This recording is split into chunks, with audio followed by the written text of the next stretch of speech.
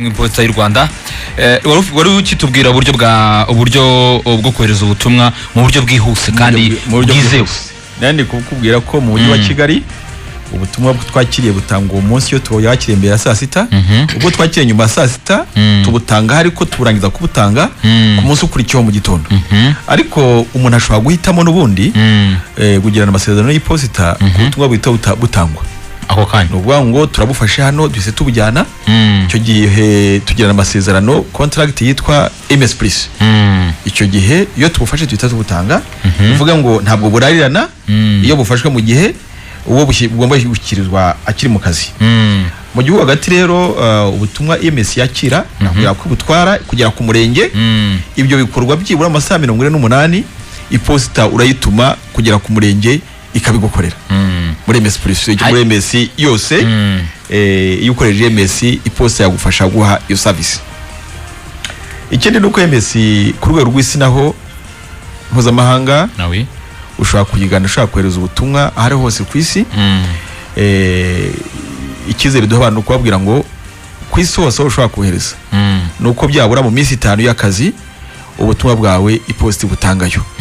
Iyo ari hafi birihuta, iyo ari kure naho nyine hajya muri yo ntera y'iminsi 5 y'akazi iposita ikabigutangiye ubutumwa bwihuta ku isi yose.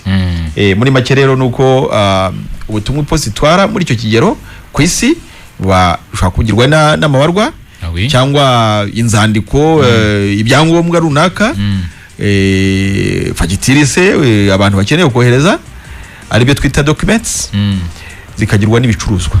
Ushobora gukenera kohereza ibicuruzwa biri mu range biri mu kigero kilo 20 kohereza ku isi yose iposita irabigutwarira. Kandi icyo umuntu yabwira abumva Radio 10 nuko ibiciro by'iposita ni ibiciro bikirwa n'abantu bose bigize mu gaciro ku buryo umuntu wese ukeneye gukoresha iposita yabishyikira. Murakoze. Kuri noneho muri ubwo buryo harimo twumvise uburyo bwo kohereza amabaruwa, ibicuruzwa n'ibindi. Hanyuma uburyo bujyanye n'ikoranabuhanga.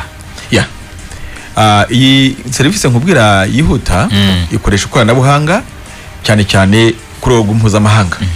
No kuvuga ngo buriya butumwa tukubwira ngo butanga mu minsi itarenze 5 y'akazi, iyo umaze kubohereza iposita baguha tracking number cyangwa nimero umubare w'ibanga uzajyana uzakoresha kugira ngo nujya gukurikirana ubwo butumwa ukoresha ikoranabuhanga, umenye aho bugeze, umenye igihe bwatangiwe, ubona amakuru ku gihe igiko akubwira ko ubutumwa bwawe bwatanzwe. Ubutumwa bwawe bwatanzwe utegereze ufite amakuru yuzuye. Utegereze ufite amakuru, ukoresha yufashe urubuga rw'iposita ugashyiramo ya nimero baguhaye, ugenda ukurikirana ukamenya aho ubutumwa bwawe aho iposita bugeze, banatanga ukamenya ko bwatanzwe, ukamenya n'uwo butangiye. Hanyuma Frusha karame ari abantu benshi bakunda kuvuga ngo ikorana iposita yari ya kera. Ubwo no ngo ni babandi bayimenye kera. Abubu iposita ubu kuruta uko babitekerezaga. Ubu ngubu iposita mu iterambere wenda mugenzi wa Ildefonse arabivugaho mu cyitwa ikoranabuhanga guhaha niyakure. Iposita iri gufasha abanyarwanda cyane. Icyo kintu aze kukisaho bikomeye koko. Ngewe nongeye kumenya yuko iposita iriho igezweho inakenewe gukoresha. Hari utuntu ngiye kugura online reka kuko atarakorera mu Rwanda numva nkoranga atari burakare. Notama kuri ari express. Havuga bati ibi bintu ngira ngo zagere mu Rwanda ni iposita kandi ni iminsi mikeya. Mu byukuri sobanurira abantu bumve akamaro kuko naje gusanga ifite akamaro gakomeye cyane muri kino gihe. Benshi ntabwo babiha agaciro nkawe ufite umuhamya uko ahwera. Erdefo tumara amatsiko. Murakoze cyane nkuko anti yarabivuze, n'ubundi iposita muri iki gihe isigaye ifasha abantu kuba wagura ibintu online ukabyakirira ku iposita yo mu Rwanda. Ndetse niyo uri mu ntara ntago ugira ikibazo ngo ndi Rusizi ngo se bizangiraho gute. Iposita yo bigeze i Kigali irabyohereza ahantu mu ntara uherereye. Noneho ikindi nakongeraho muri no minsi hari icyo bita cashless cyangwa digital economy, aho bakangurira buri muntu wese kuba atagenda na liquid amafaranga, atagenda na cash. Ibyo bivuze iki? muri icyo gihe cyo gukoresha amakadi, debit card, credit card, yes ushobora kugura ikintu online, warangiza kukigura ukavuga ati ndi mu Gatsata n'urugero, ibintu byanjye ndashaka ko iposita ibihanzanira. Ako kanya ukimara kwishyura dufata bya bintu uguze tukabikuzanira home delivery aho utuye. Nimba utuye ku muhanda runaka, iposita irahagera. Icyo ukora ni ugutanga address. Yes, icyo ukora ni ugutanga address, ukavuga ati njyewe Ildefonse mperereye yenda Nyamirambo ku muhanda kanaka.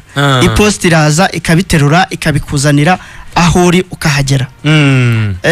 Ikindi yenda twavuga dukurikije umushinga turi gutegura wa ikamasi, tuzawuronshinga vuba. Ikamasi isobanura neza muri ikamasi nsobanuye ni uburyo ucuruza cyangwa ucuruza ukoresheje ikoranabuhanga. Ukaba ufite iduka ryawe, ubwo ni electronic commerce. Yes, electronic commerce. Ukaba ufite iduka ryawe, ufitemo ibikoresho runaka, ibicuruzwa runaka, ukabishyira kuri platform cyangwa ku rubuga nkoranyambaga abantu bahuriraho, ugashyiraho n'ibiciro, abantu bakajya babasha kubigura batagombye kuza hahandi ucururiza. Nibyo ikamasi. Kuko ahantu hamwe hajyaho ikibazo cyane cyane kuri bino bintu byo abantu bagura online. Umuntu abafite impungenge ati iki kintu nishyura kizangeraho gute? Wenda unabonera unabwira abantu, kuko ashobora kwita byumva akavuga abantu nyaboneka ibintu online birahendutse cyane bagiyeho bahahe. Hari nk'abo dukorana hano nk'abitwa papetera.com. Reba nk'igihe gukora ibikoro ngiye sinkubeshye, umwana wanjye na mushiki wanjye ndamwe ngoma ku ishuri njya kuri washata.com papetera ibintu byose ngize nka ukahita usanga navuye wanjye mucaginga ngana gute, umuntu mu mucangana gute. Nimba nguze ikintu nko mu Bushinwa nkakigura muri US, muri Europe, byibuze mu estima yuko estimation igihe cyagirira mu Rwanda kiba kingana gute? Nukuvuga ngo yuguze tuvuge isoko ry'Ubushinwa niryo riri kudelivaringa mu Rwanda cyane cyane. Yuguze ikintu mu Bushinwa ugahitamo ko ukoresha uburyo bwa EMS, mu minsi 5 y'akazi biba bigeze mu Rwanda. 5 nkiguze ku munsi wo kuwa mbere kwa gatanu kiba kigeze ku ipost, ukaba byo cyageze turaguhamagara ati urugero forward ibintu byawe byageze ku ipost, urahitamo kuza kubifata cyangwa tubikuzanira mu rugo. Ayiga ya banki ya mu gitondo naga iba nimugoroba, kuko ngira prepaid yayo ngiye gushyira amafaranga kabisa mitegura. Ubwo iyo bigeze ku ipost ukavuga ati mubinzanire, nyamuna mubinzanire mu rugo. Icyo dukora ni ugufata ya package yawe tukayikuzanira aho utuye, twahagera tukavuga ati turahageze, ukaza nta nubwo binahenze. Oya ibyo birakabi, ahubwo bivuga cyane mbanze mahe batazabona yuko bihendutse cyane bakazamura. Unabwira abantu, kuko abantu benshi uburyo buri electronique ntabwo babazi kubikoresha. Ese ndamutse ngiye ku biro by'iposita bamfasha wenda kuba ibyo bintu bimwe nabihaha? Uramutse ukeneye kugura ikintu online, ushobora kwegera umukozi w'iposita akaba yagufasha uburyo ki wabuguramo. Iyo service tugiye kuyironcinga publicly ku buryo umuntu wese uzajya ukenera ikintu yabo kibonye online azajya yegera ibiro by'iposita, yaba ari Cyangugu yaba ari hehe, umukozi w'iposita akabasha kumufasha kubigura no kumwishyurira, byanaza iposita ikabigufata ikabikuzanira iwawe. Reka nibaza akabazo kamwe ngiye ngize. Duspose ko wenda mbonye ngiye kuri isoko runaka riri mu gihugu cy'Ubushinwa ngure ikintu, ndaza kuruba ndagira ngo mumfashe, ndaza kugira gutumenye kuza guhuvana aho nakiguze no kubihuza n'iposta kugira ngo bingere. Iyo umaze kugura ikintu baguha uburyo bwo kuba wacyohereza. Yes, cyakugeraho gute? Iyo umaze gushyiramo adresse baguha ubwo buryo. Ese kirangiraho nkoresheje iki? Ugahitamo iposta. Icyo gihe biba byoroshye ko iposta igifata ikakikuzanira. Nanone ntago ari ukugura ibintu online gusa, n'abacuruza bo mu Rwanda bashobora gucuruza online. Cyane basigaye bacuruza online abantu. Yes. Cyane nabwo mwabibatwarira. Yes, nk'ibintu bya made in Rwanda. Yes. Iposta irabigufatira ikagufatira igisabo cyawe ikacyohereza umuntu uri Canada, kikagerayo mu mutekano mu buryo bwizewe. Iposta ko mbona aribwo muje ahubwo ubundi Fulgence yavuze neza ati iposta urabona yuko muze Fulgence yabaye umujene kuko ibi bintu agomba kubanza akabiyereka hari Ildefonse uburyo bikora neza buryo abantu ahubwo ngo mitanye, kuko iposta byo wenda n'amahirwe turi kumwe igihe kirekire hano tuzakomeza tugende tunabisobanurira n'abantu cyane. Ahubwo muze Fulgence tubwire kuko nabana n'igihe kirimo kitugendana, iposta ibarizwa hagana he? Ese haba hariho hotline cyangwa se nimero abantu bahamagaraho umuntu byibuze, kuko nibyo ngibyo ni byinshi cyane abantu bavuga ati byibuze ndashaka guhaha ibintu amatelefone ibintu byo kuza abantu muduhenda za telefoni i Kigali muduhenda amasaha meza muduhenda za ekuteri nziza amamodoka ibikemva tugeza tujya guhaha ubwo hamwe n'iposita ni imodoka barayizana oya imodoka mwatubwiye ko mutarenza mwebwe 20 kilo yes ibiro 20 yego oya amamodoka yo ntago arimo ibintu narigiye kubahagaho commande abagiye kwitugurira oya amamodoka ikintu ni ugukora package ku buryo itarenze ibiro 20 ushobora no kuba ufite ibiri 100 ariko tukabyohereza mu biro muri round eshanu ibiro 20 yes so muduhe nimero abantu bashaka guhamagara iposita munatubwire byibuze mu Rwanda iposita ndayisanga ni ukuza twese ku Muhima nahagana he ariko ubundi mbere ko badubwira Jarika akari kantu kera byasobaga ubundi reka mbifate mu buryo biza bigo by'itumanaho kera kugira ngo uyitwe umuntu utunze telefone cyangwa se ugomba kuba ufite abonema mu iposita nta abonema musaba bya biri twumvaga ngo boîte postale ntago byo biri ngombwa cyane uko nshobora ngiye nyine ikintu cyane kose ko ntafite boîte postale ni ikibazo cyiza cyane icyo kibazo ni cyiza iposita icyo navuga ni uko iri mu Rwanda hose mu mijyi minini hose iposita irahari yego uhereye i Kigali kugira ngo rero ibintu bikugereho ugomba kuba ufite aderese ni ngombwa aderese buri igizwe n'agasanduku k'iposita ariko ubundi aho niko fatizo reka tujye tubaza kugira ngo kuko ngubundi baravuga ngo aderese y'umukene n'umukire baturanye kuko ngiye none nagira aderese yanjye ni ya teledisi niyo ntanga ariko se kugira ngo umuntu agire ubundi boîte postale gisaba iki buriya rero aderese y'umukene n'umukire baturanye ibyo bintu abantu bagombye kwitabiha agaciro kuko wa mukire muturanye ashoboye kwakira ibintu byawe kuko ari umukire akajya mu bindi akajya n'ibindi ibyo rwose byabayeho kenshi isanduku y'iposita rero ntabwo ihenda kugira ngo nkubwire yuko nk'i Kigali nko muri kapitali yego niho isa naho iri hejuru gato igura amafaranga 15,000 ku mwaka 15 ku mwaka oya reka nkubwire kamwe cyiko natari menshi uvuze ngo se nayihenzeho gato yampengere kwa rano ngaruka n'amaguru urabyumva abanyamazi kuva hano kugera hano kugisa oya uko muri anga nanjye nagurutsa mwese nazibarihira turumva navuya amakuru y'Abanyarwanda bagomba kumenya nuko iyo ufite aderese buriya nakubwira ngo iposita ubu ibi bintu byo guhaha ni yakure ni ibintu bifite imbaraga cyane abantu b'abajene bari kubyinjiramo bakanacuruza cyane ikindi kandi cyo kumenya tubwira abatwumva nuko iposita ikorera ku isi yose cyane kabisa buriya ku isi yose tuhafite byabura uruhererekane rw'ibiro 660 nuvuga ngo iposita ni imwe ku isi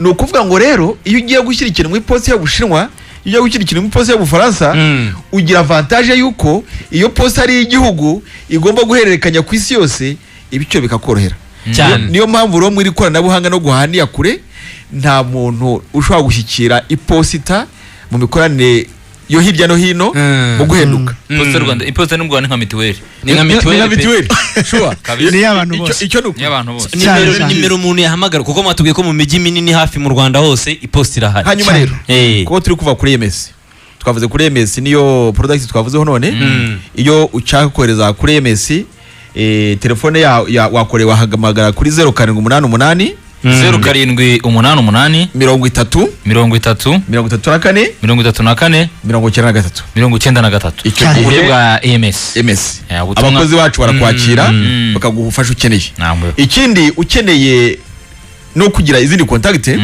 natwe waduhamagara ugiye ku rubuga rw'iposita uza ubona ahantu handitse ngo wagera ku bantu b'iposita gute contactors yahantu iyo ufyonzeho ubona amazina y'abantu batandukanye ku buryo umenya uwo uhamagara ukamusaba amakuru ukeneye akamabwiza ukuri ibintu n'umukora Imana bamugisha cyane rwose utagabanyije bashakira akarimbo k'Imana akabayigira Imana bamugisha ikindi kintu abantu bajye baza kwamamaza ibintu natwe bidufitiye akamaro mbere na mbere yereka nkubwiza ukuri nezwa no kuvuga product y'iposita cyane kubera iki nuko mbanze neza ko either iyo product niyo ikindi cya kabiri ni y'Abanyarwanda ikindi cya gatatu umujyi ngewe nemera ko ikigo gitanga service abantu barakigana ikindi kintu nuko nabonye ihendutse mutubwire mu n'urugero nimba nguze nka telefone nk'ebyiri cyangwa 3 nkazikura mu Bushinwa naziguze online bagafunga zifite wenda nk'ibiro 2 zigera mu Rwanda zihagaze angahe? ni ukuvuga ngo yenda reka ngufashe kuko nkunda gukorana n'abakiriya cyane nkuko nababwiye menyekanisha ibikorwa by'iposita. Yes. iyo bigeze ku iposita nta mafaranga menshi tuguca, ni inote y'ibihumbi bibiri ugafata kuko namaze kubona yuko nshobora kwigurira Kigali. Jari subiramo ikibazo cyawe. Ni ukuvuga ngo ngewe mfashe nka telefone 3 i Kigali nari kugura wenda nka 1.5 miliyoni, nziguze online nziguze wenda 500,000 kandi ari 3 nizigera i Kigali mu minsi 5 muraci 2,000. Ibyo bizanaterwa nuko bya bindi twavuga bya adresse. Iyo ufite adresse kagazana ku iposita amafaranga uzishyura ni 1,000 gusa cyonyine gusa. Ibyo bintu bikomeza kubivuga batadukorana. Kwete gatoyi. Furuja uvanga mfungura adresse zanjye karibu sana bigomba guhinduka. Karibu mu iposita. Ibintu byo gukomya kuri adresse z'abakire oya 46 ze ndagiye rimwe ndabasezeye. Oya mumbwire bisaba kujya mu mfungure boîte postale yawe. Oya icyo bigusaba ni kimwe gusa. Nuko mpari n'amazina. Nuko amazina yawe tubona kuri ID yawe ariyo nyumbabwiye. Tukagufungurira agasanduku ukuza amasezerano baguha n'iposita, agasanduku bakaguha ugatangira gukora n'iposita, gukoresha iposita kugira ngo ugatumiza ibintu bya kw'isi yose, kugira ngo mpuze isaha n'igihe. Yego reka twicara radiyo tubikora hajye mu isaha 1:00. Yego rwose Mwabaga Imana umugisha. Murakoze cyane Imana